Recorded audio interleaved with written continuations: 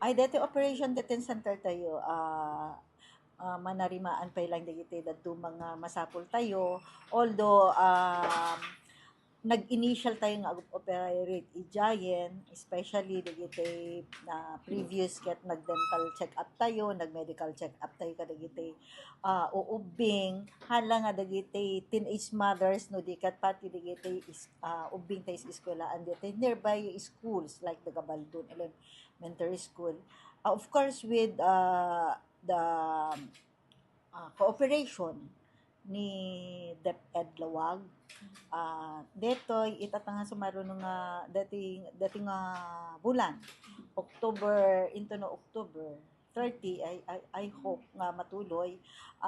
This will be the initial or launching dito panagited tayo iti financial assistance umuna nga ited iti city government of Lawag detoy kasi previously ited ti National and Regional Office. Now we supported this program in tuloy tayo dito nga programa iso nga into no dito nga bulan iso pa lang ti umuna nga panagitad tayo iti financial assistance para kadito teenage mothers tayo. I think 116 ti recipients tayo itatang Agosto ba jay payroll na.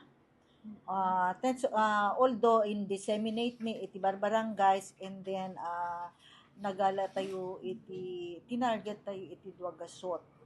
Ngahan lang nga agdamaa dagiti previous pay nga teenage mom nga pasok ka di jay criteria tayo the requirement is from 10 to 19 years old teen nga rod teen mothers iso nga dagi jay ti tinarget tayo nga recipients tayo ket no idi naganak da idi ano itata 2025 2024 2023 ket no ubing da nga naganak inraman tayo nga recipient itata haan lang nga dagiti agdama no di ket nagala tayo pay iti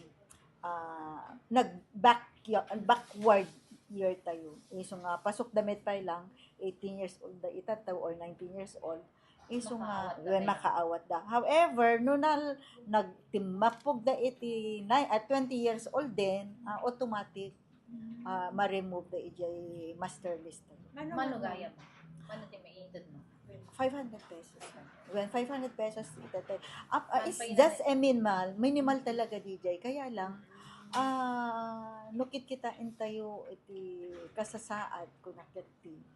Ito nga ubing kanti pang pamilyada ket dakkel met basit nga tulong dito aglalo no dagiti agbasbasa nga ubing umanay nga pagplete additional nga pagplete or additional nga paggatangda iti panagpasusuda wenno dagito iti requirement nga min adakon isong awagan tayo iti conditional financial assistance because there is a condition before they get that financial assistance kasla ko mati condition tayo ket mapanda agpa check up halangan ni nanang pwedeng agpa-check up data anak na lalo no masakit or the regular check up nga kuna tayo to monitor dagiti nga again na the health and welfare that to prevent dagiti illnesses nga mapaspasangan aglalo ka dagiti nga panpanawen iso nga dito iti use what tayo itatang nga bulan